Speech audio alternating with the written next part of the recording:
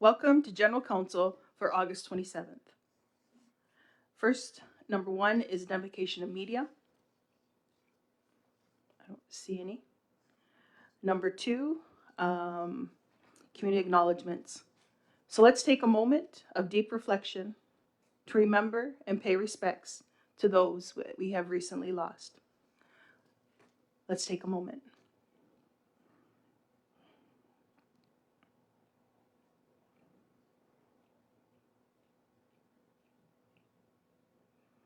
Okay, thank you. Number three, adoption of the agenda. Is there any additions or deletions to the agenda? If not, can I have a mover? Helen?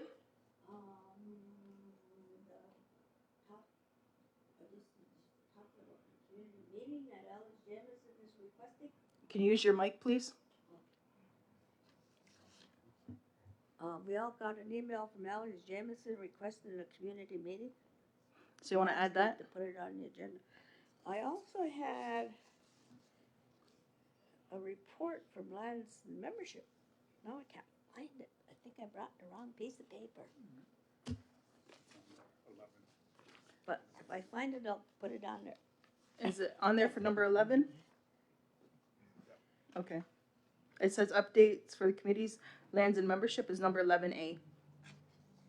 I know, but I didn't bring the report. The report? Oh, okay. I forgot. Nathan might have it for you. No, Lori wrote it. I know, but I was at the meeting.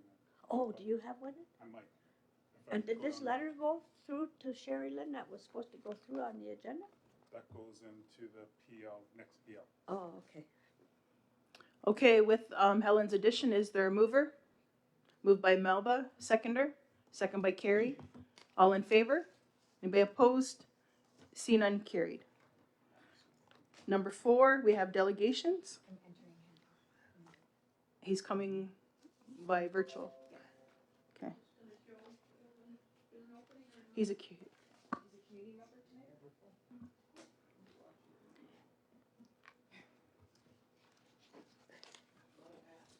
Hello. Good evening. How are you? I'm fine, thank you. How are you? Good, thank you. And welcome to our meeting. And the floor is yours. Oh, thank you. Hello, dear Six Nations of the Grand River Committee. First of all, I want to thank for your considering my request. I really appreciate it. I would like to start with the brief introduction of myself. So my name is Andrew. I'm from Ukraine. I moved to Canada 1.5 years ago, and now I'm a master's student in the biology program in the University of Waterloo. This year, during our water management course, we will explore the regional problems around Grand River. And at the beginning of September, we will have different excursions, and we also will visit the Six Nations. And one of our main tasks is to create a creative report about our field trip, which should also point out the regional water problems around the Grand River. So I would like to visit the Six Nations separate from the excursion to create a drone footage over the Grand River for my project. For example, I thought about this weekend. To do this, I want to ask your permission, and I want to make sure that I'm doing it in the correct way. And I also would love to make this of use to you. So I will be happy to share all my materials with you. And if you also need to make a drone footage over the Grand River or like over your lands of something, I will be happy to do it for the Six Nations. And it seems to me like this is the main information from my request. So now I will be happy to answer your question and clarify all details related to it. Okay, just clarification, you said this weekend? Is that correct? Yeah, I thought about this weekend, but it's really depend on the also on the weather. So I planned to visit the Six Nations this weekend, but I'm not sure about the exact day. I will check the wind first of all, and depend on this. Or like it also depends on your decision, like when it will be more convenient for you. Okay. Greg? Yeah, thank you. Thank you for coming in and asking us for permission. My question was, it's not too clear on your letter what your specific topic is. You just mentioned that there's some type of regional problems. Is that correct? That or regional concerns with the Grand River? Could you be more specific on that? Yes, sure. So we will have 3 days of like different excursions. We will visit different places in the like along the Grand River. So the first day we will visit the Shan Dam, and we will talk with people how they clean water, what's their problem with water infrastructure.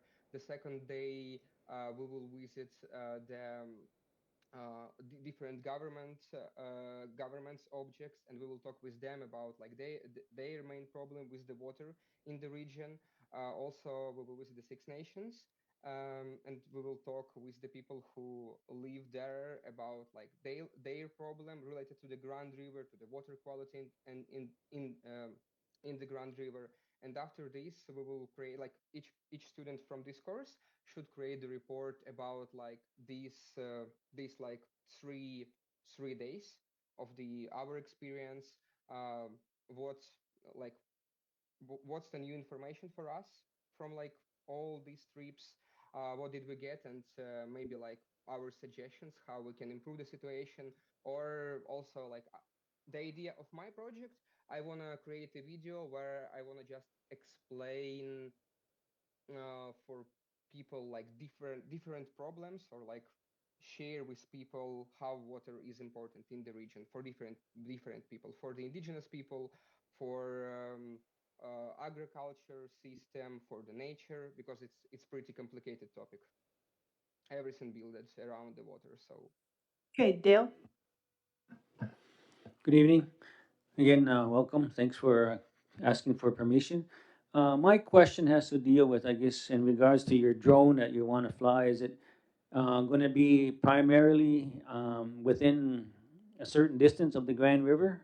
Like you won't be going off like far into the reserve, but it's going to be primarily around the Grand River. And I guess secondly, is there specific sections that you're going to be in? And because I know from the Grand River that flowing through Six Nations is probably 10 kilometers, 6 miles or whatever.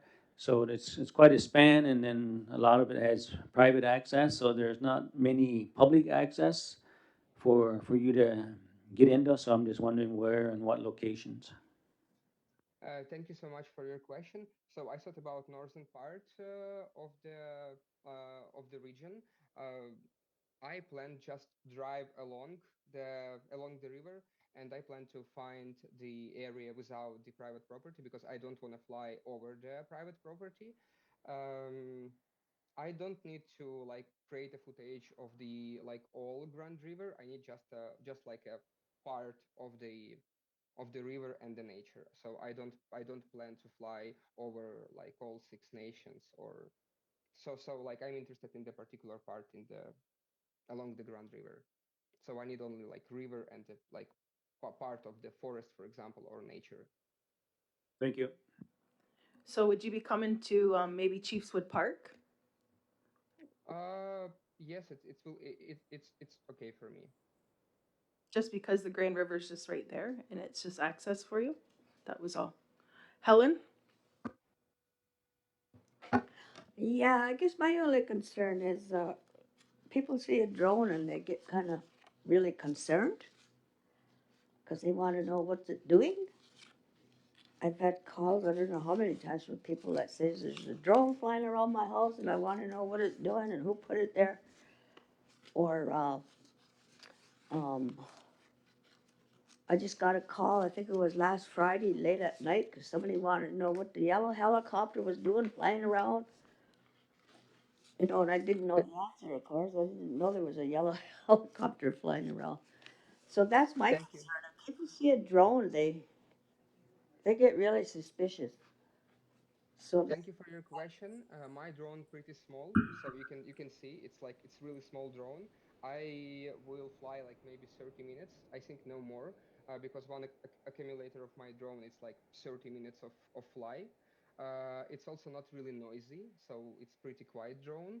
And yeah, I don't really plan to fly like during the day or something like that. I need like maybe 30 minutes in total just to take off create a short video of the footage along the Grand River. Like maybe I'm gonna fly like near 500 meters or like not more than kilometer, like one way. It's like a pass. I will go back and that's all. So, follow up, Helen? Yeah, I think it's important to let us know when you're doing that, so if people do phone, we can say, this is what the drone is there for, and this is what you're doing. Can I contact with someone, for example, on Friday or Thursday, and clarify the exact time and the exact day for this weekend?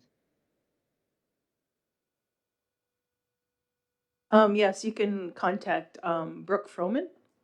Is that who you've been? Okay. Yeah, she's already been communicating with you. Yep. Okay, that'll be good. Any other Yeah. questions or comments? Go ahead, Dale.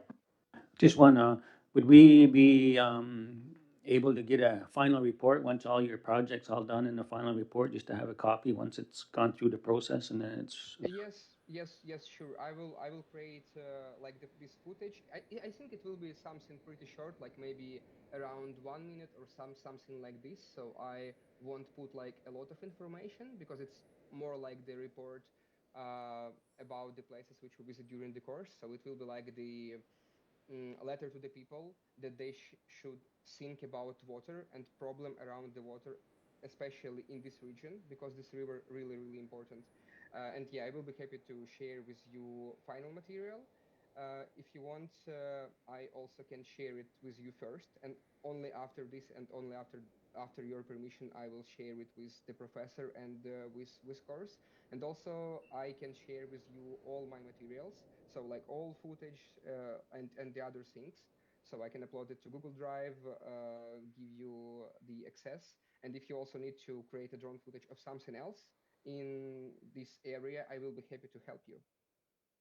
no, that would be good, just because, for Six Nations, we have, it's part of our water source for some our communal system, so maybe you might discover something we don't know yet, so I'd appreciate it, thank you. Melba? Yeah, I think Helen's brought up a good area there where people do get concerned, and I wonder if we should have a requirement in place where people are required to put an ad in the paper to give notice to the community, for example, what you're doing here, as well as filming, I guess. I think that's done pretty well. Sometimes there's a story, but people who want to, I guess, utilize our community in various ways, they should put notice in the paper so people will know what you're doing here, where you're going to be doing it, all those pertinent information that's concerning to our community. Thanks. Thank you. Okay, any other questions or comments? I have my hand raised. Oh, go ahead, Elena. Sorry. That's okay. Hello, Andrew. Thanks for coming. I I'm wondering if it's possible at this date for you to have somebody from the biology department, your professor or someone else, just send a confirmation that this is the project and you are working on this for Uh, our for our records. So I'm doing it like kind of separately from the program. So it's like the drone footage. It's my initiative because the professor tell us that we can do like we can prepare a report how we want to do it. So it can be a presentation, it can be a text, it can be something else. So it was originally my decision to ask you about the permission and to prepare this report in the video format. So my professor don't know about it yet. Um, if it's necessary, I can ask him, but yeah, originally I did it like kind of separately. So I'm doing it for course, but I just like for now I've saved this project and this idea just for me. I'm gonna check like in general if it's possible. So for example, if you won't be able, if you wouldn't be able for this meeting, and told like for example, if you would tell me before that it's unfortunately like impossible to fly over your lands, I probably would refuse this idea to create this footage and the other things. So I just started to deal with it from the permissions and from the previous planning. Okay. Another question would be if there is a chance or for you to film people in the community, if if somebody should just haphazardly appear in your footage, if you could get their permission before showing Uh, that be, to anyone. yes. I won't use the materials with people who is living on these lands. Thank you. That's it for me. Thank you. Okay, there's a resolution or a recommendation that Six Nations of the Grand River Elected Council approve Andril Kraminico to fly a drone over Six Nations of the Grand River to capture footage for a University of Waterloo creative project he is currently working on. Thank you so much. Is Thank there you a for mover? considering my request. I really appreciate it, and thank you that you found the time. Hang on. Moved by Melba. Is there a seconder? Second by Dale. All in favor? Anybody opposed? See none, carried. Waive second reading. Moved by Melba. Second by Dale. All in favor? Anybody opposed? See none, carried. Okay, so if you can work with Brooke to let us know when you'll be coming and the time, the date and the times, that will be great. Thank you so much. Okay, have a Thank you great for the night. considering. Yes. Thank you. Thank you. Have a great night. Thank you.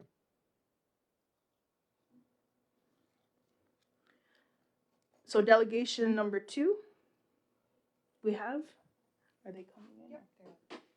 Okay. So Travis Shan from Chorus Entertainment.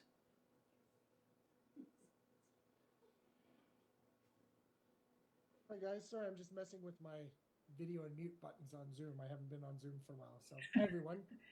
Nice to see you. And Thank you so much for letting me join your meeting. okay, just say us like good evening and welcome, Travis. And you're with Chorus Entertainment. Yes, Chorus Entertainment. We have offices in Toronto, but I'm actually located in Calgary. Yeah. Okay. The floor is yours and what you're requesting. Perfect. So what we're requesting is I am actually doing a request on behalf of RBC. One of my coworkers, Antonella, has joined the call too from Chorus as well. So we are working on a project for RBC that is focusing on telling stories of some of their Indigenous employees. And one of these employees is located in Six Nations. His name's Chad Garlow, and he's an employee of RBC. So what we're looking at doing is coming to film a short profile video of Chad. We're going to be filming in his home, but we were also hoping to film some shots on Six Nations land, kind of around town to kind of give flavor and setup for where Chad is and who he is. That's kind of the basic gist of it. The dates we're looking at were going to be there September 9th and September 10th. September 9th, probably the first part of the day would be in Chad's home. We'd be interviewing him on camera and then filming some shots with him around his house. And then the afternoon would be probably B-roll outside. So B-roll is, I guess, when you think of videos you see on TV and online and things like that. There's the interview portion where you kind of see the talking head. The B-roll is the footage we use to cover up the edits and things to kind of help enhance the story. So if he's talking about the town he lives in, we see shots of the town, that kind of thing. And then we'd probably shoot some additional B-roll the morning of September 10th, and then that would be it.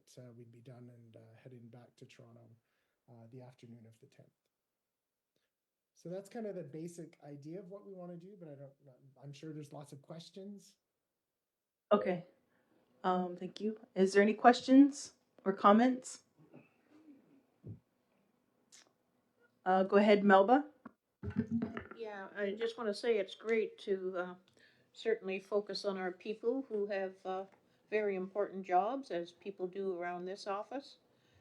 It's really nice to see that things are moving along with people being educated in certain areas. So I did know that Chad had a job. He works out of home, as far as I know. So it's really great that they're focusing on him. And I guess my question is, how will this video be used? That's a great question, and I realized I forgot to mention that. So, the predominant use of this video at this point is mostly internally at RBC, kind of promoting their Indigenous development program that they have. There may be some small usage on social media as part of an awareness campaign, but RBC is still working on that. But the primary use is going to be internal communications for RBC.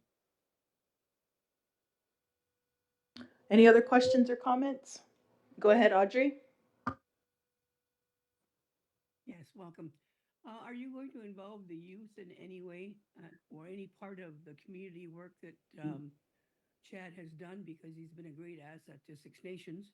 I know that he's helped the school out with a lot of fundraising for toy bingos, etc. And if you want to get promoted into or is it your workers you're trying to do, or you're trying to encourage youth to go in and work for RBC or someplace in that business? Part of Chad's role at RBC, as well as mentoring young Indigenous employees starting out with the company as well. So that is part of his role. I don't know if we'll have a ton of time to focus on his work with youth in the community, but I'm not averse to filming. Like, when I first talked to Chad, he's obviously very shy and doesn't like the attention being focused on him. I got the sense of that. Because I would like to have him out in the community, maybe interacting with a few people. So we're not averse to, obviously, if we film with anybody, we'll have permission forms, and if they're under 18, I would need a parent or guardian to sign. But we're not averse to having people in the community in the footage with Chad either, if they are available when we're there. Thank you. Yeah. Okay. Any other questions? Melba? No, I just got a kick out of saying he's very shy. I don't know Chad is very shy at all. In fact, That's how he described himself to us. he's very active in the community, and right now he's on the fair board, and he works very hard along with other family members. Thank you for being here and bringing this forward. So there's a recommendation. I'm for council's consideration. I want to add that Six Nations of the Grand River Elected Council approve Travis Shand to add from Chorus Entertainment to film on Six Nations of the Grand River to conclude his video project on September 9th and 10th, 2024.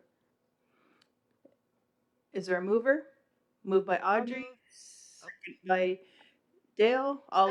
Second then. All in favor? Anybody opposed?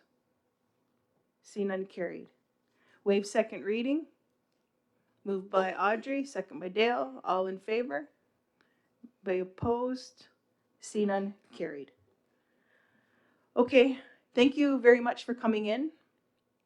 And it's great to hear that you're doing this for one of our community members. Great, thank you. And if what I'll do is I'll send my contact info to Brooke, who I've been emailing with. And if anyone needs to get a hold of me during that time, wondering what we're filming or that kind of thing, then they have my full contact info as well. Okay, sounds great. Again, thank you for joining. Have a great night. Thank you very much. We really appreciate it. Take care. Yes, we can hear you, Cynthia.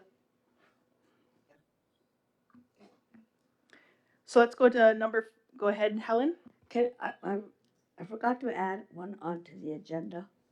I've been really busy today trying to write reports. I'm a little disorganized. I was supposed to add an agenda about hydro poles on for the meeting. So can I still do it, or is it too late? I promised him I'd put it on. It's not like we have a long agenda, right?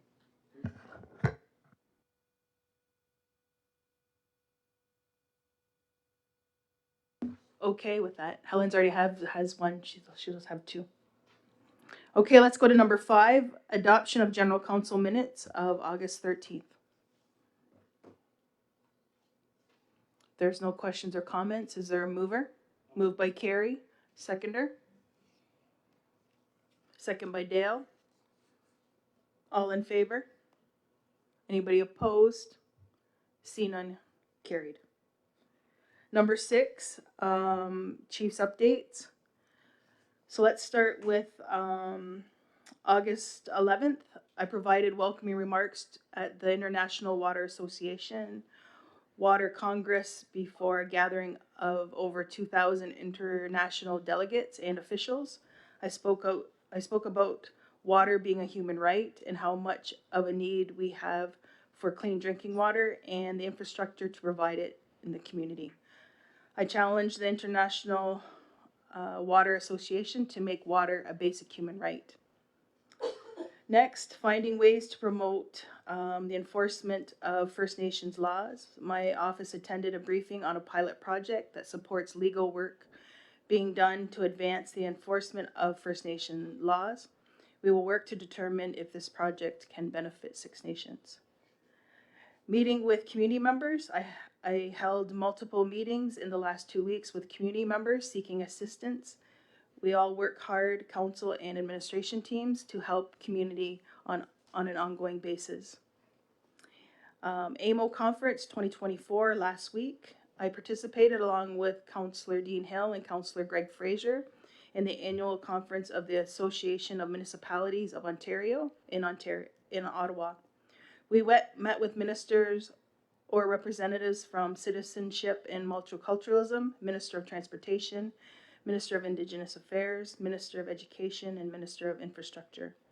The main issues we raised were they need to fully engage with First Nations archaeological experts to ensure the protection of Six Nations historical artifacts and ancestral remains, the importance of transportation connection between Ashwaubenon and Brantford, the need for equity in education funding at the elementary and secondary level, provincial funding for water infrastructure, and the urgent and critical need for the government to stop mandating for consultation accountability to our community.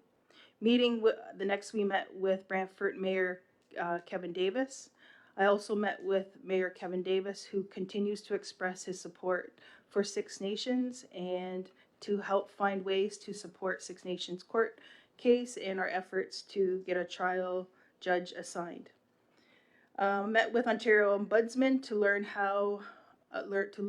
about how their office investigates complaints about provincial governments, examines systematic issues related to the improper applications of law or policy, and also other ombudsman departments. We met with, while at the conference, I met with the Ontario Regional Chief Abram Benedict regarding a request for support from Chiefs of Ontario to defend our hunters who are asserting their traditional rights. And that's my update for the past 2 weeks. Is there a mover? Melba? Yeah, question. Was there any discussion with any of the ministers or otherwise concerning a treatment center? As Ford has mentioned that several treatment centers will be around Ontario. We didn't meet with the Minister of Mental Health or Addictions, Okay. but I did put a call in and an email to meet with Minister Thibodeau to see what we can ask about that. Okay. So that's already in. Thank you. Yep. Is there a mover to accept his information? Moved by Melba, second by Leslie. All in favor? Anybody opposed? See none, carried. Let's go to number 7, the CEO updates. Go ahead, Nathan. Thanks, Chief. And as I usually do, I'll begin with the Ganyos update. So as everyone knows, we continue to still operate some of our services out of White Pines Wellness Center. And Six Nations of the Grand River continues to meet with officials from ISK, Indigenous Services Canada, regarding the further environmental and structural assessments We did attend a meeting organized by Deb. Chief was in attendance to meet with all staff, inclusive of the staff that were part of the Ganyos building, to give them an update and timeline of where things are at, just so that we're keeping all of us are on the same page. Do want to note that ISC employees in particular expressed concern with the delays in communication on our end. So just encouraging us to continue communicating with their own staff on some of these particulars. And the chief's comments were very forceful in terms of having ISC hold up to their responsibilities to their employees. Also wanted to note that council did pass a motion, some of the latest updates for dental services in securing a mobile dental clinic that will be located outside of the White Pines Wellness Center. We are looking to schedule to open that on September 3rd. Wanted to give an update now because in October, the elevator at White Pines Wellness Center will be undergoing some maintenance as well as upgrades. And as a result, there'll be limited access in October. And I just want to note to the community that we do recognize that this is going to create accessibility challenges, and we are working around some of those measures to ensure that additional options to minimize the impact posed to the community members will be addressed. So those will be shared once we come up with those alternative plans. Do want to note that we have some meetings, continue to have meetings on a bi-weekly basis with Indigenous Services Canada, keeping the momentum going and keeping it with the Deputy Minister's Office as per their commitment. We are insisting that given the circumstances in October with our accessibility issues with the elevator, that we do need those additional mobile units sooner rather than later. And that's a temporary solution to the work that we need to do to ensure that there is adequate space for our services being delivered by ISC going out to the community. Again, ISC has asked if they can relocate to Brantford, to which we gave them a firm no. These services have to be delivered in the community. I do want to note also that we are in the final stages of submitting our documents for the assessment phase, so we can move into the redesign phase. And I do want to reiterate that it is our desire to do community outreach once we are in that redesign phase, because this is a health center used by the community, and the community should inform how that's designed going forward. So again, as I do updates, I'll continue to update on that progress and where we go. Question? Go ahead, Hazel. With regards to the elevator being out of service for a bit, who covers the cost of that? Who is in charge of that building? That building is managed and maintained by housing. Oh, so they cover the repair cost of that? Oh, okay, thanks. I do want to give an update on the listening exercise, because I'm in the final stages of developing the administrative strategic plan, which has a number of elements to address workplace culture within the organization, as well as the necessary policy and procedure work going forward. So my last update, we did complete that listening exercise, and I developed a CEO video address to introduce the report to staff. As well as how we're going to utilize their input to develop that strategic plan. That's something I've updated at the Internal Systems Committee for their awareness and further direction, and it is my intention to bring the full administrative strategic plan, which is in its final stages of development, to the next PL. So we'll have that to review. Budgets and work plans.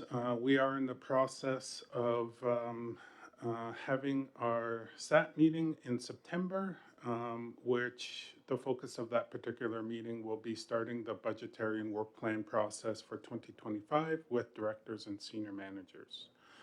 We're in the final stages of developing a new work plan template, which will be inclusive to be able to provide that narrative for those budget line items, as well as ensure that we are accompanying the budgets that are passed for 2025 with the proper objectives as well as activities, so we can all manage and measure what those productions are from the departments going forward.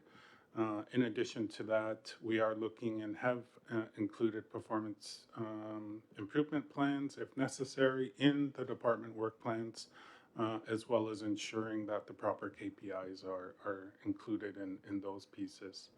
It is our intention to ensure that the 2025 department budgets, as well as the work plans, are ready no later than December 2024. But I just want to ensure council that that is a process that we are initiating in September going forward. Wanted to give an update on office space. There is a correction in the PowerPoint. We are looking to enter into a lease on Six Nations Polytech. But I do want to note that we had to do a bit of a workaround with the leases. But any long-term leases have to be approved by council, and that will be coming forward. In terms of those pieces, we have initiated, so we can get into space, a 2-month rental to ensure that the team is in there and can use the space. I continue to do the assessment on Eagle's Nest, but I'm not getting too far with the intention of the current leasers to indicate whether or not or how long they are in that particular building. On the longer term side, we are finalizing that needs assessment based on our current employees to begin assessing what we need and how we're going to work this into the future. And that includes looking at our current buildings as well as that can be repaired and renovated, but also looking at what we need by way of new buildings. We currently have a commitment for a redesign of the archive, library, and records building. Size we're looking at is around 50,000 square feet, and the site is still going to be along Harold Road. And I do want to note that we have submitted for additional funds to do the redesign phase and update the redesign phase for Central Administration Building going forward. So I'll be updating on where we're at once we get past the approval stages of that. So that's my update for today. Do have a few items to go in camera, but that's my update for the open. Is there any questions or comments? Melba? Yeah, I know Carrie has brought information concerning land that's for sale, and I'm thinking of buildings that are for sale, because I've seen, I think it was last week, 3 buildings, 2 for sure, for sale on the way to Caledonia on 6th Line. And now there is one that is available. I'm surprised, a house that's for sale, and if there's any interest or, I guess of looking at some of those houses for space where we could actually put people, because what else we gonna do, Yeah. So, and also over at, I'm trying to think, next to the bank, it was said some time ago that there's a lot of space in there. Would that be renovated, or is it happening now, or is it going to be renovated so offices can be in there also? Thanks. Yeah, thanks for that, Melba. And I was, someone did get in touch with me with, I believe, one of those buildings. And I will be sending Robert Hill, facilities manager, down to take a look and do the assessments. And I will have to follow up with you on the space beside the bank, but I'll get back to council right away on that. Hazel? With regard to those places that were for sale along Highway 54 that Carrie had brought to our attention, I was thinking about uh, our idea to maybe purchase those, but I was also wondering if we could be in touch with ISK or whomever and ask if they would fund the cost for us to purchase those and have that as a part of the land claim settlement, just take it out of there. Um, I don't know if we spoke about that before, but just a thought. Thank you.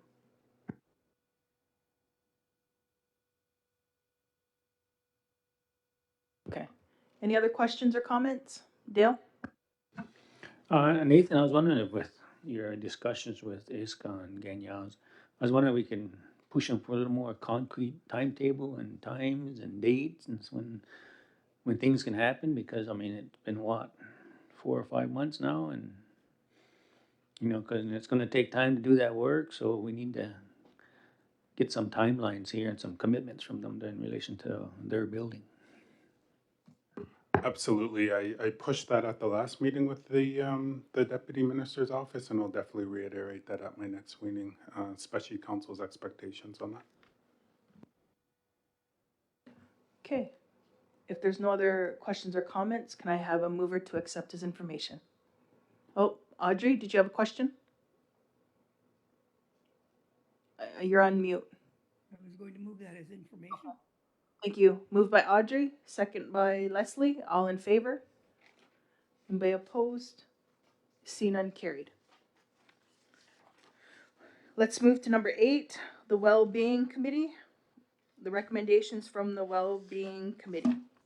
Recommendation 8.1, moved by Audrey Paulus-Bomberry and second by Melba Thomas. The Well-Being Committee recommends that Six Nations of the Grand River Elected Council advocate for an extension of 2 years for the Health Transformation Project funding.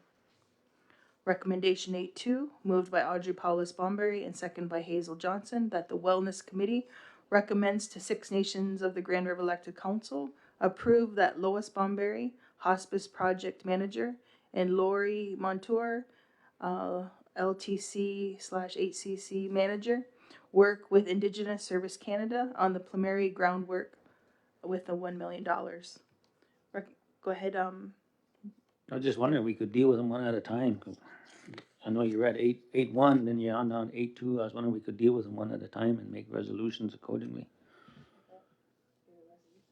They're just coming from the committee, are they not? Oh, is it? Oh, these are the ones that, oh, these are your update ones that you were, Oh, no, these are new. These are new? yeah, that's what I thought. We didn't have any coming from yesterday. Yesterday? Oh, so they're new, Brooke. So they need to be moved then, because Brooke said they were moved from yesterday's into today. Right? No? Okay. All right, so thank you, Dale. So let's go back to 8.1. So moved by Audrey, second by Melba. Go ahead, Audrey. Move that one. Still moved. Melba, are you still moving? Any questions or comments? Go ahead, Dale and Helen. Is that negotiation with Health Canada that should be included in that? I was just wondering.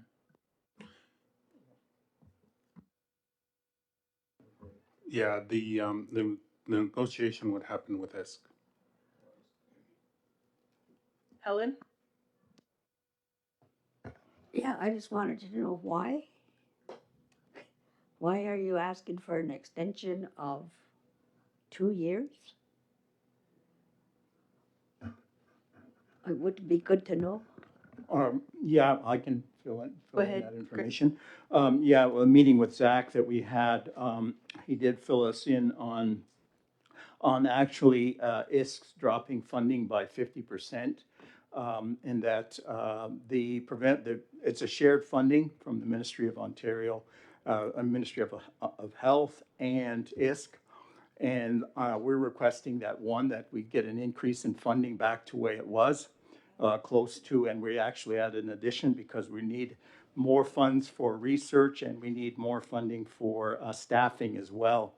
Because the things is that we're looking at, the 4 areas that we're going to be looking for is we're turning to the word around a little bit from transformation to more of a looking towards modernization. And this project is to actually examine the way to do that. And of course, we need funding to do the research and also community engagement. He's going to need his time to do analysis, and also he's going to look at some type of projected implementation plan. My mouth will work. And then, of course, an increase in funding for, and he thinks that it, for 2 years, because there seems to be some cutbacks that are happening, and we have to push forward to get, one, to stop that cutbacks, and also increase the funding so that he can do his research. Any other questions or comments? If not, it was moved by Audrey and second by Melba. All in favor? Anybody opposed? See none, carried. So 8-2 was moved by Audrey, second by Hazel. I'll move. Moved. Second. Is there any comments regarding that? Go ahead, Dale. Is there not a project team in place in regards to this building? I was just wondering who sits on this. Is that the one that we had looked at, made some changes in relation to certain councilors being on because there was too many? Oh, was it? I was just wondering if this should be like focusing out the project team doing all this work and.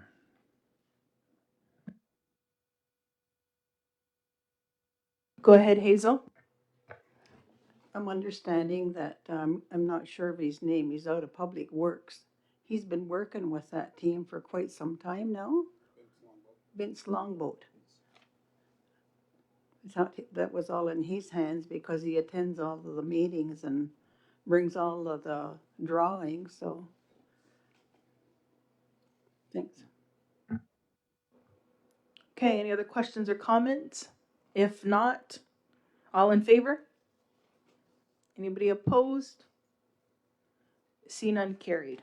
8-3, moved by Melba Thomas and second by Audrey Paulus Bomberry that the Wellness Committee recommend to the Six Nations of the Grand River Elected Council support the Path of Reconciliation event scheduled for October 22nd and 23rd of 2024 at the Gathering Place.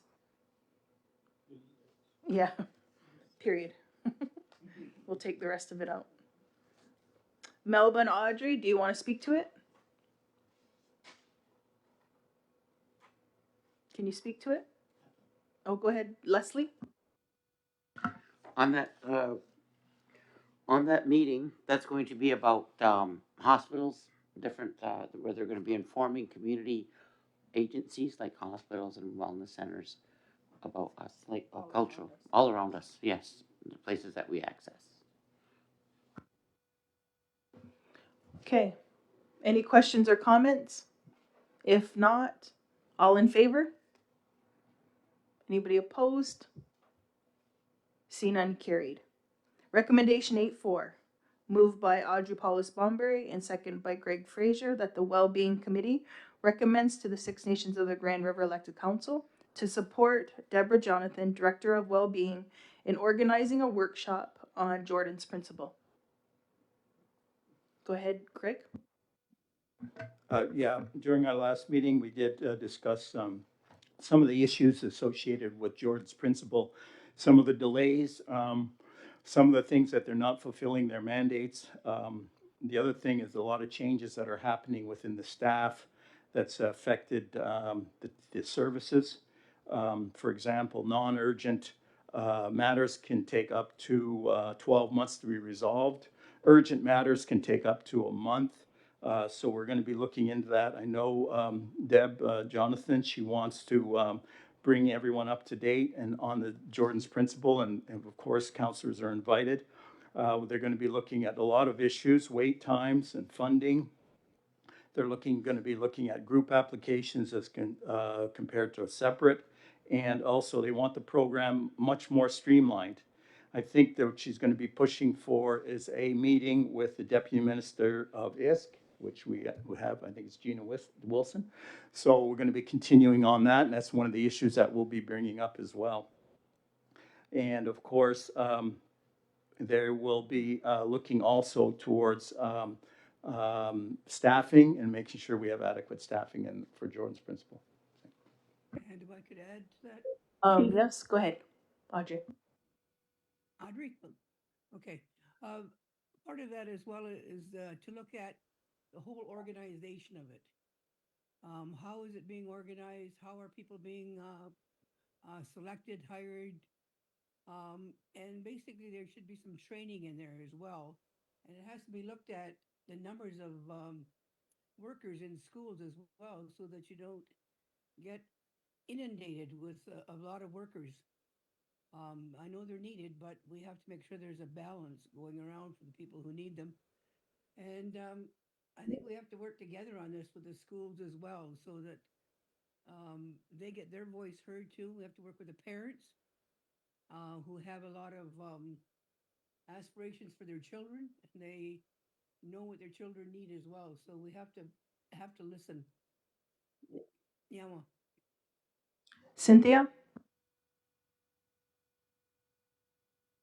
Yeah, that's good that you're pressing forward that committee for a meeting with the deputy minister, but because it's plagued with issues, that whole Jordan's principle process, and not only in our end, but I think it sounds like the big holdup or barrier is ISK itself. It appears is totally inorganized, under resourced, you name it, because of that long turnaround. And I do believe it was maybe in December that Caring Society, remember they had the negotiation tables from the AFN for both Jordan's Principal and child welfare, the HRTC matter. I believe that Caring Society withdrew because they were so annoyed with the failure of ISK. They were under already orders from the Human Rights Commission and were failing sadly at what they were supposed to be doing. So I'm glad to hear that. Leslie? Yeah, I like the idea of George's Principle. Remember, it was about that little fella who needed care, and he ended up dying, and there was a fight between the federal and the provincial, and it seems like it's happening on the levels too, also like locally, because a lot of our families do need assistance, like they need those workers who can help identify what's happening in the home, and they also help alleviate some of those situations. It's not all handled in the classroom. A child might have things happening in the morning at home where they need help there, and when they get to the classroom, they can't think. You don't know what they came out of when, but that Jordan Principal worker ideally can help in the morning hours, some through the school, and maybe after school, and be flexible for helping to maintain, because sometimes parents need uh, just time to go shopping. The house might have 7 kids, not one or two. And the high needs child requires much more assistance. Okay, I just want to share that. Dale? Yeah, and I'm just looking for the, I guess, connection and implication why this is a political decision that is required. Isn't that something you can just do, Nathan? Or is it for the council? Is that what the workshop's for? Because I know in all these resolutions from 1 to 4, there's very little background information, and I know for Brooks records, she's gonna need more information. So I don't know if there's briefing notes that went to the committee, then maybe those should be coming forward to Brooks so that they can be a part of the official minutes as well. But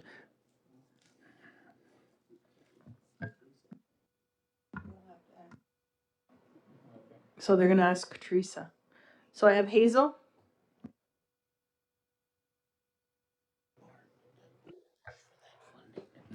Yeah, you say that after. I just want to add to that Jordan's Principle and the needs that I think should be considered. I think it's a good idea to have a meeting to get this problems that are worked out, like it's an advocacy group.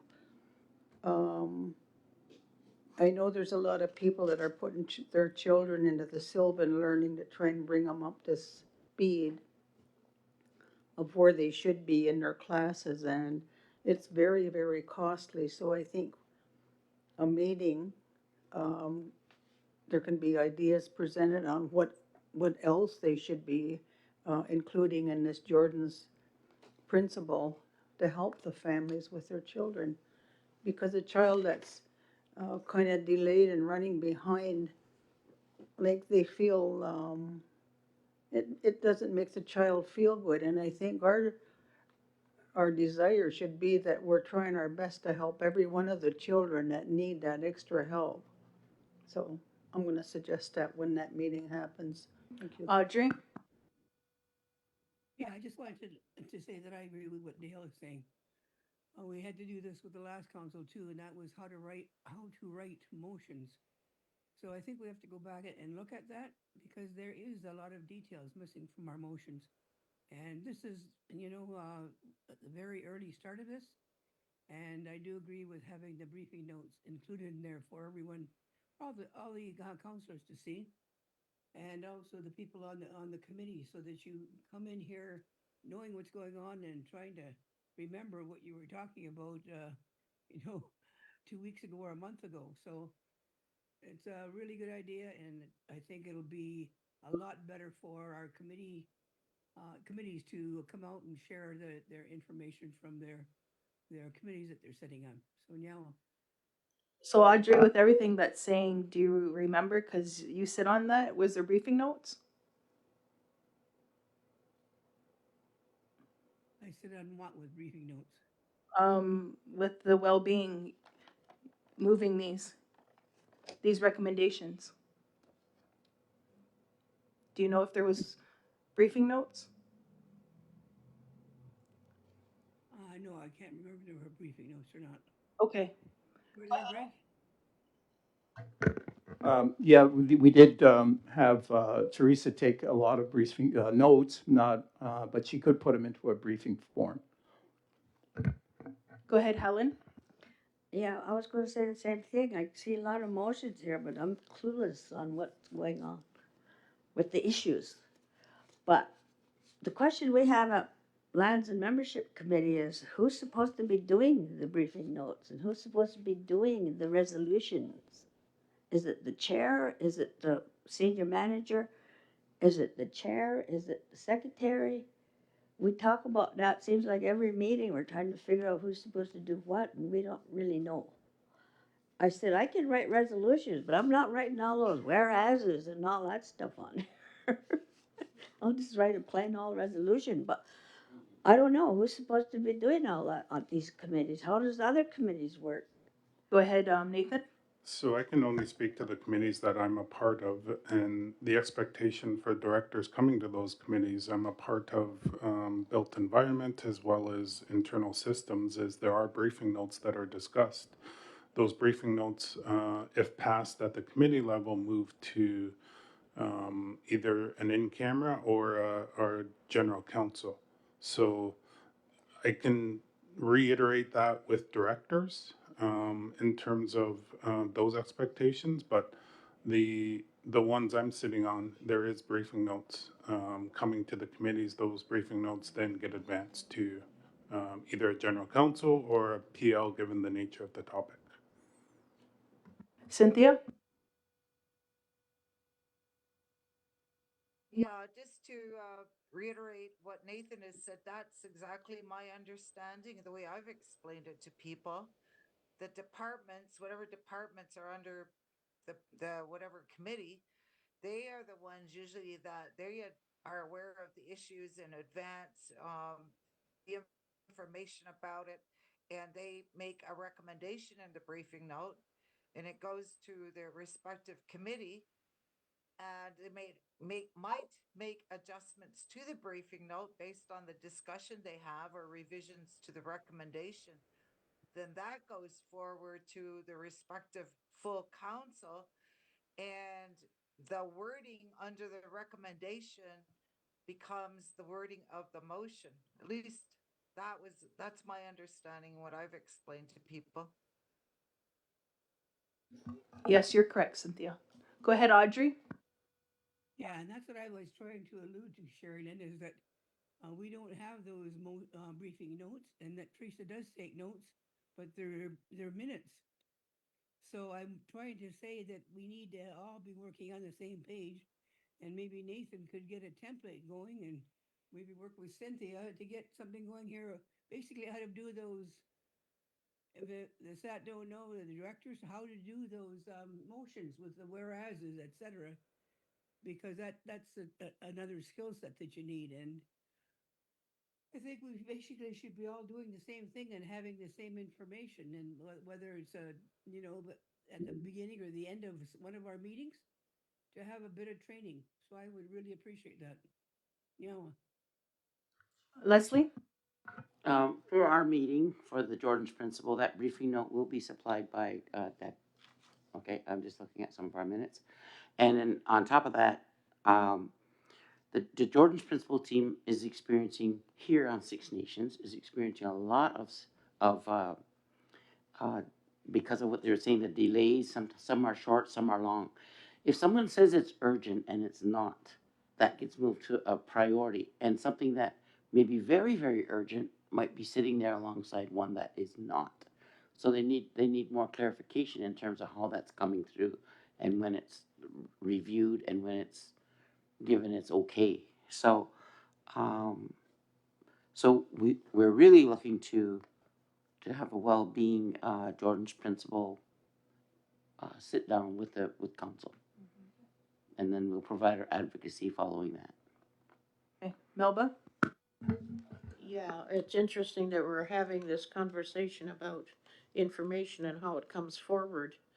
I think we're talking of improvement and who's doing what and how much is in there and who needs to learn how to do briefing notes. And Audrey brought it forward sort of to certainly remind us that we need more information. And it's kind of hard remembering, as she said, it's 3 weeks ago. What does this mean that we're recommending totally?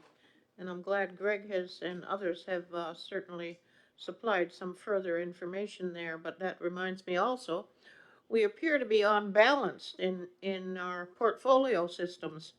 Some of us only have two people, and it's very awkward if someone was sick, for example. You're going to have a difficulty with recommending things to go forward at times. So if we could have, I guess, a session on looking at how we can do some improvements and revise some of the areas and get balance back in order concerning how many people on certain portfolios. I think that would be really necessary. Thank you.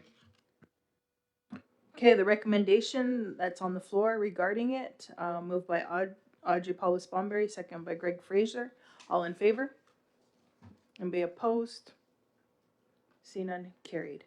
Let's go to recommendation 8.5, moved by Audrey Paulus Bomberry, second by Greg Fraser, that the Wellbeing Committee recommends to the Six Nations of the Grand River Elected Council that Councillor Leslie Green and Councillor Amos Key be SNGREC's representatives at the Chiefs of Ontario Committee on Health. If there's no questions or comments, all in favor? Be opposed? See none, carried. Can I waive second reading on 8.1 to 8.5? Moved by Audrey, second by Melba. All in favor? Be opposed? See none, carried. Unity Building and External Government Relations, number 9. Recommendations from Unity Building and External Government Relations Committee, moved by Dean Hill and second by, need someone to second that. Second by Greg Fraser. That the Unity Building and External Government Relations Committee recommends to the Six Nations of the Grand River Elected Council that the consultation accommodation process, the CAP team, be restored back into a council committee. Go ahead, Dean. Yeah, I moved it and Amos did, but I'll speak on it on how we came to this conclusion here. So a lot of the CAP processes are coming straight to the PL that we have. And a lot of the times we can get more detailed and more information if it is the council committee instead, because the whole point of the committee systems is basically having given all of our directors in the organization a fair shot to having a chance to get their issues and their political issues coming up to the table. And it'd be a little bit more efficient if the CAP team and Lands and Resources does get restored back to their own committee, so that process can be, more streamlined. Thanks. Greg, did you have anything to add? Yeah, that's just that it was just a consolidation of information as we can bring it to council. And again, I do agree, yet we'll be able to provide briefing notes. The thing is, I think there was some, I guess, a misstep in terms of briefing notes, because we do receive briefing notes from Deb and Zach and Holly and all the other managers in the program. So we can actually, again, to Dale's point, is to add or subtract to that and bring that to council with the resolution. Helen? Yeah, I guess when I'm reading this, I'm questioning why the CAP team would be a council committee. The Lands and Resources report to council. Every month they report here. That's their committee. They don't have a committee. We are their committee. But I don't know why the CAP team would want to be a council committee. I sit on the CAP team. And Greg goes sometimes, and Cynthia goes. So, and all they do is list all of the stuff that they go through. Like Dylan tells us, list as long of all the stuff that he's dealt with, like in terms of signs and land and water and different things. That's what the CAP team does. But it's the Lands and Resources come to council, though. They report to council. They don't have a committee of their own. Go ahead, Greg. So I don't know why you would want CAP team to be a council committee, and I don't know whether you talked to Lonnie about this before, or did you ask Lonnie what he thought, or anything like that? Go ahead, Greg. Yeah, along the same vein is that the CAP team does a lot of technical work. They do a tremendous amount of technical work. One of the things is that we try to parse out of that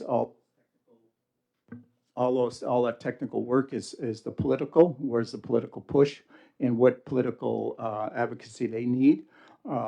That's what we try to take from a lot of the CAP meetings, is that because of a lot of it, 95% of it, it is technical. And when they do come here, they just show us the technical aspect of it.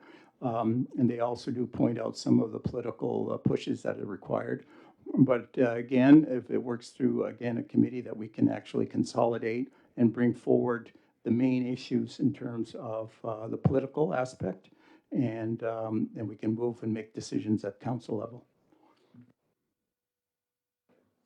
Cynthia? Oh, hang on a second, Cynthia.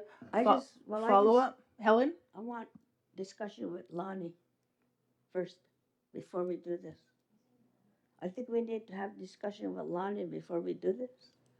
So I think what has been happening, and we know that the court case is going on, and there's a lot of political push that needs to happen. So by having this committee is able to have these types of discussions, where do we need to be pushing? What do we, is there a negotiation team? All these kinds of stuff that can be discussed at this committee that's political. So it's not taking away from the CAP team's committee, that the meeting that they have, because I think what has come up, that the importance of being on top of our court case. This is where it's coming from. Cynthia? Helen, I it was last week. I think you were not. I think you were on vacation, and both Lonnie and Phil were in the council chambers giving a report.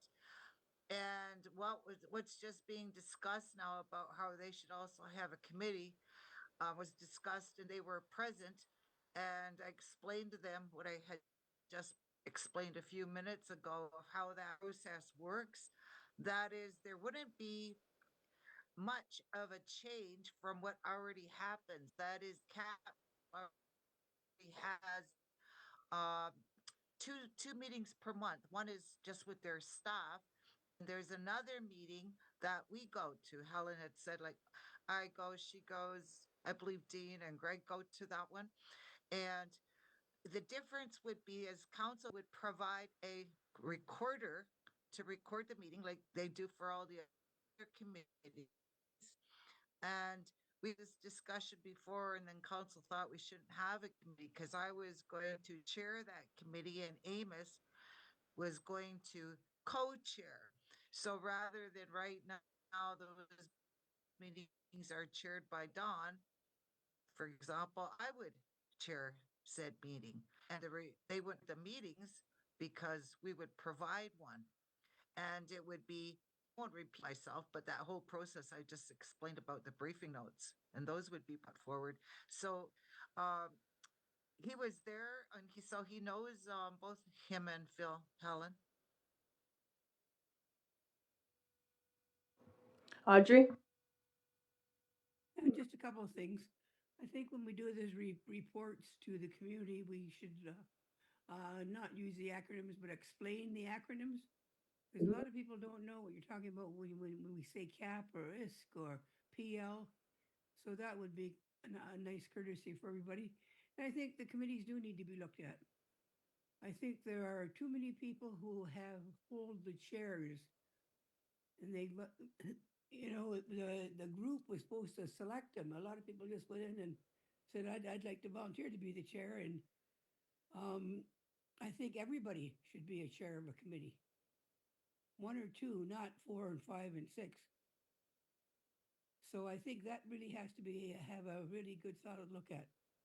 Yeah. Well, Okay. So there's a resolution on the floor moved by Dean, second by Greg. All in favor? Anybody opposed? See none. Carried. Waive second reading. Moved by Dean, second by Greg. All in favor? Anybody opposed? See none. Carried.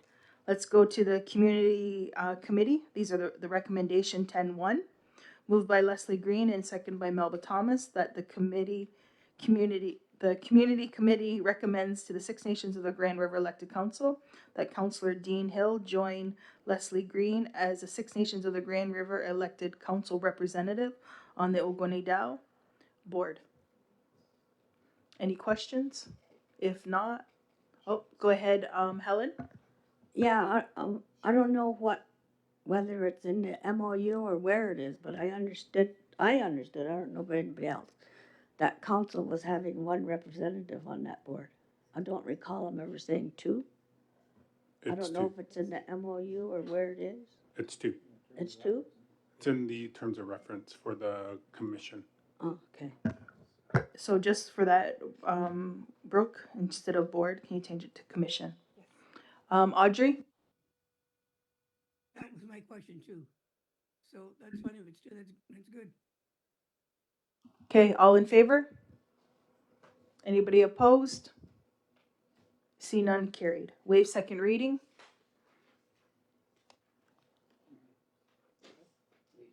Moved by Leslie, second by Melba. All in favor? Anybody opposed? See none. Carried. Let's go to number 11, lands and membership. Recommendation 11A. Go ahead. The chair is Helen Miller. Go ahead, Helen.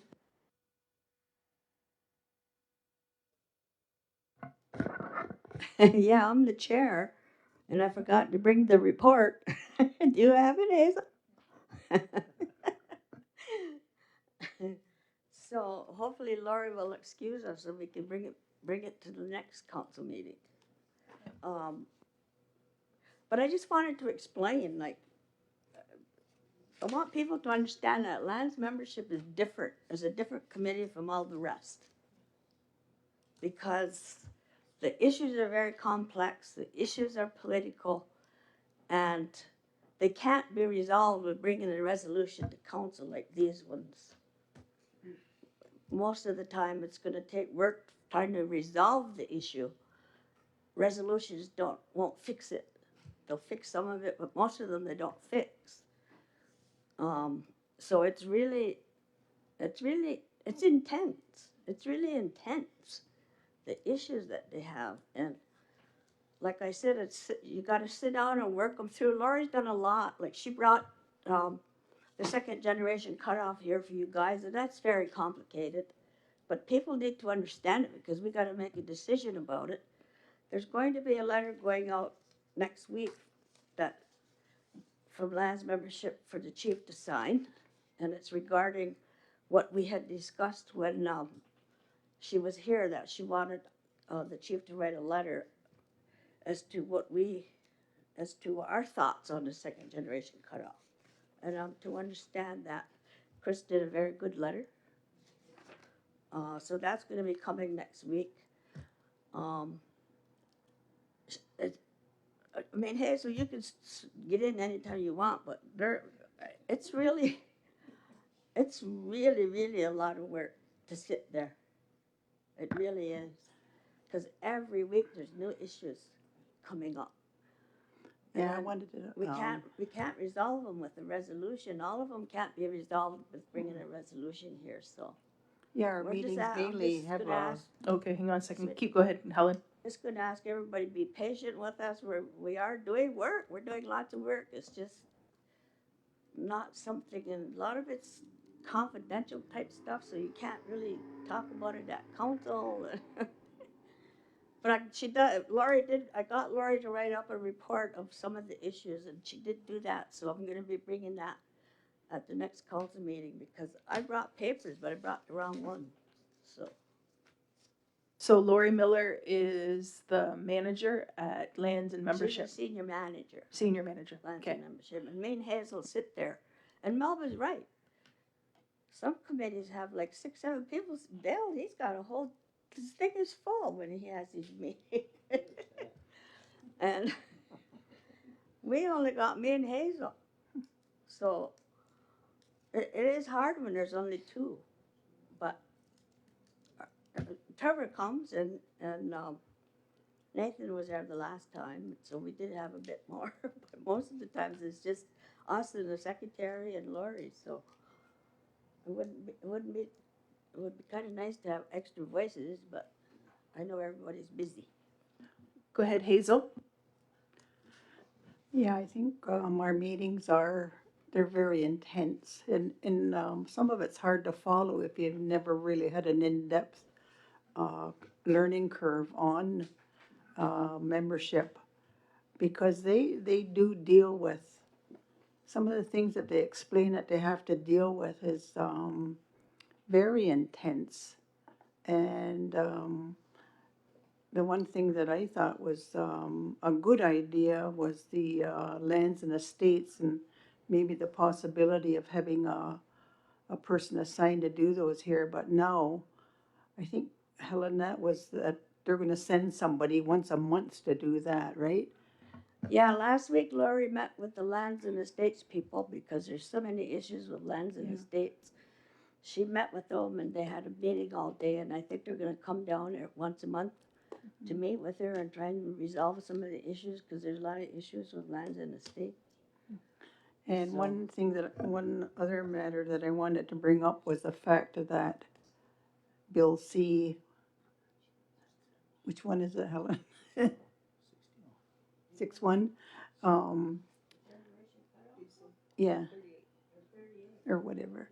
Anyway, I just want to tell Chris he did a fantastic job of that letter you wrote. I don't know if you've seen it yet, Sherry. But anyway, I think the council will be quite proud of that letter, because it really states a firm fact, and that's what we need to have happen. So I'm looking forward to seeing the results of that. Thanks. Okay. Thank you for sharing. Is there a mover to accept his information? Moved by Leslie. Seconder? Second by Melba. All in favor? Anybody opposed? Seen and carried. Let's go to B, B, Justice. 11B. Go ahead, Dale. And we haven't met since last from the last update we gave. So next committee meeting, I think is the second week of February, we'll be having another justice meeting. And same with built environment, which is usually the day before justice meeting. So, but the only thing I want to do, remind council is in regards to housing policies. I think everybody was given that, and they're having a deadline, I think, by end of this month for any comments or feedback that you have to give it to Derek, send them back to Derek. I know Greg talked about this previous where he was the only one that responded, so we can have a little more input this time from council. And once that done, I have a chat with Nathan. I guess I know council had talked about wanting to have a workshop, so Nathan and Derek can have that discussion and planning it once we get the feedback in relation to policies. So just a reminder, if you got the policies, provide your comments and changes and suggestions to Derek before the end of the month. Thank you. So that was for B and C, right? Could I have a mover to accept his information for justice and built environment and climate adoption? Moved by Helen, second by Audrey. All in favor? Anybody opposed? See none carried. Helen, hydro poles? Okay, I got a call, not a complaint, a concern from Arthur Paulus. He lives on South Springs Road. He has a hydro pole on his property. I guess it's been there for years, but it's almost sitting in a swampy area. And he's concerned that because it's getting old, it might fall on his house. So they've been talking to Hydro. I got his name, some guy's name here. They've been talking to Hydro. 1, 2, 3, 4. Chris Grove? No. No. It was somebody else.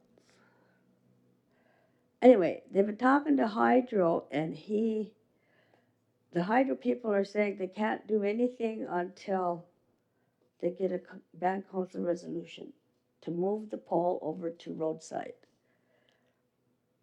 I don't know why they need a council resolution, but I can't even see the guy's name here.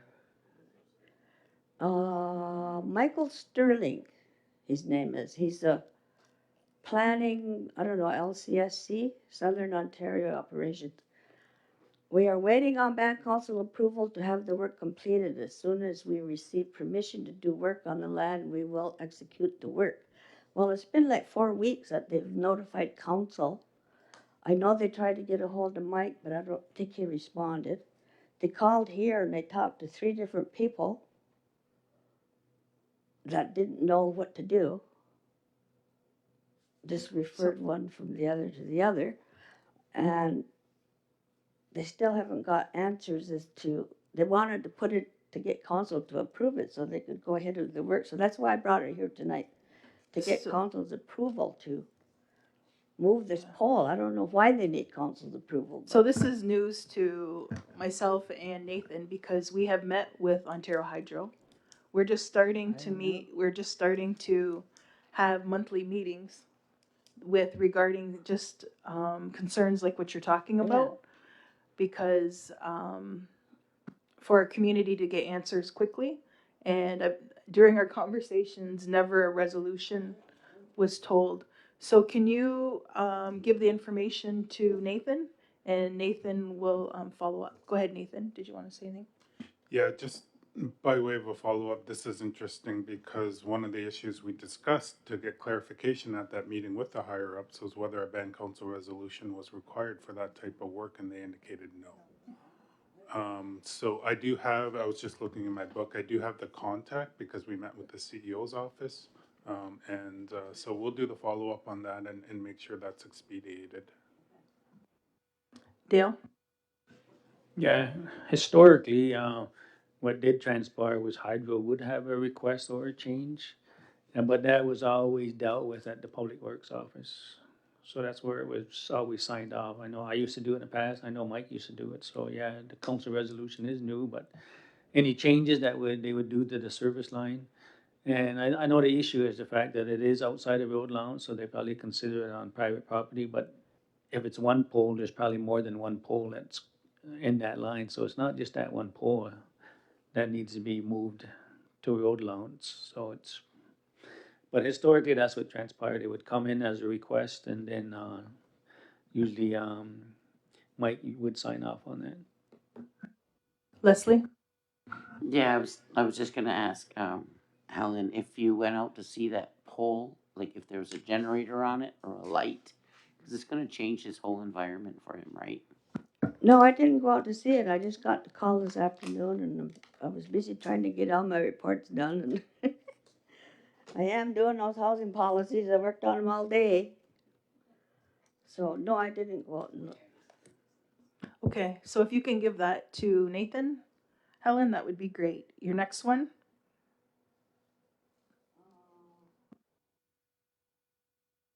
Well, I guess I don't know how many people got a call from Alex Jameson or whatever, but he wants to have a community meeting on mold because he's really concerned because of, you know, it happened at housing, it's happened at Gagnos, it's happened at the crisis hub. Um, I guess just discuss what can be done about the mold and people in the buildings and safety to people. And in my own mind, I'm questioning when we buy these houses, when we bought that house down there where the crisis hub was, did we do an inspection for mold? Or did we just do a basic inspection and bought the house? I don't know, hell, someone bought it, so what did they, maybe they didn't even check for mold, so if we're gonna buy any buildings or buy any houses from now on, we better make sure we check for mold. Cause I don't know if we're doing that, Housing did an inspection on that. did they? Okay, Did they check for mold? That's go, the question. yeah. Go ahead, Nathan, the process now. What's going on now? Yeah, so in addition to the inspection done by housing, Robert Hill has undertaken a number of training exercises to be able to do that determination on air quality. So whenever there is, and as I outlined to Melba, um, we he kind of goes in and does the initial testing first to determine those aspects of things, whether or not mold is either present or whether or not there is a possibility of mold. And I've actually turned down one facility where he did not recommend it going forward. So that is now being done, just to add to the additional piece with the housing inspection. If we have a meeting on a community meeting, I guess, if we choose, or if council chooses, that's important to me, for the community to know, because I'm sure there's all kinds of houses with mold around here. Like I said, I got mold in my basement. But I live with it because I don't have the money to fix it. Never ever tried to get a renovation loan, but I suppose I could. I don't think I qualify though. I don't make enough money. Go ahead, Nathan. So anyway, he wanted to know if you'd have a community meeting to talk about those issues. Go ahead, Nathan. Yeah, I think we'd want to, and I can certainly work with Deb and Robert and their team, kind of dealing with the Gagnos, but I think we want to have, first of all, ISK representatives there to answer for the questions that they would have. And I'm thinking like senior level officials to have there at the ISK level to respond because it is their building. But I think it's going to be important to have respiratory experts also in there. Those environmental folks that we got to do the initial testing, to have them there. In addition to that, it's going to be important that we have physicians there also to explain all of these aspects because, you know, there are certain levels of mold that is present. But once it gets to a certain level, that's where respiratory issues become into effect. And I know Robert's been kind of forced to be the expert on a lot of this, given his experience with Gagnos. So um, let us kind of also do that technical work to ensure that the proper people will be available for that. But I'm fully supportive of a community meeting to go over these elements. Yeah, because I know when I talked to Alex last, he did ask if we could have somebody from ISK there, like the people that we need to be there. So that's good. Leslie, then Audrey. Thanks, Chief. Um, I have a question. This is important for all of us and housing, and it's what is our standard for building homes? Because from the coast, east coast, the west coast to the north, we're looking at a lot of things that go wrong with these houses. Are we going with an airtight situation? Because we know, number one, to live is to breathe. Our homes need to breathe, be ventilated properly. So if that's not happening, we're looking at some major mold issues. And when was it implemented? I don't know when the implementation of airtight homes, windows, things like that. So homes need to breathe in order for mold not to begin and foster and keep growing. Because when it can't grow on surfaces, it's going to grow in your lungs. It's going to grow everywhere, and you're going to look like you have heart problems. And unless you know you have mold situations, then it's gonna occur. It's gonna impact your health. The one thing I want to mention, when we went out to go look at that pool out in Orangeville, just for a roundabout, in order to, because of the vapors of the water, the chlorine, you name it, all that, the good things that go in the pool, they had a very awesome ventilation system, so that mold was not going to start creeping up in the floors, under things. It was going to be well vented. So, and when I think about the things they do for public structures, that should be implemented as well in our housing, especially when we're looking at the policies. What makes a good structural, mold-free home? I'm just going to put that out there. Thanks. Audrey? Yeah, mine is along the same line as Leslie. And that is that I think we need to take it another step further too, and that's the preventative. How do we prevent mold from growing in your home? And it should be taught to people prior to them building a home. Is it mold-proof drywall you're using? Is it metal stirrups you're using the bottom of your studs in the basement? So if it floods, mold doesn't grow. So there's so many things, and with the ventilation, not these small little cheap ventilation things in your kitchen and your bathrooms and shower areas. It has to be able to take it all out, and it has to be vented to the outside. So all those building standards need to be upfront with people so that they know prior to them building a home, so they can prevent making missteps and have a safer home. So that would be nice to add on to discussions with mold and teaching about it. Yeah. Well, Go ahead, Helen. Well, I know when my daughter bought her house 10 years ago, she had to put some kind of a thing in the basement up on the ceiling. It was a great big, it's a great big thing. And it's got big things like this. And she asked him, it was a requirement from housing. And she asked him what it was for. And it said it was to keep the air clean. You have to turn it on and it cleans the air. So I don't know if that has anything to do with mold, but my mold comes because my neighbor was allowed to put a raised septic bed just a little ways from my house, and then my basement started flooding. She didn't go through housing. She didn't have a housing loan. My basement started flooding, and that's where the mold come from. If it wasn't for that raised septic bed, I wouldn't have mold. So Nathan will keep us updated on that. Okay, Helen? So I need a motion to adjourn and for the open session. Is there a mover? Moved by Leslie, seconder. Second by Dean. All in favor? Anybody opposed? See none, carried. Thank you for joining us tonight and have a great night.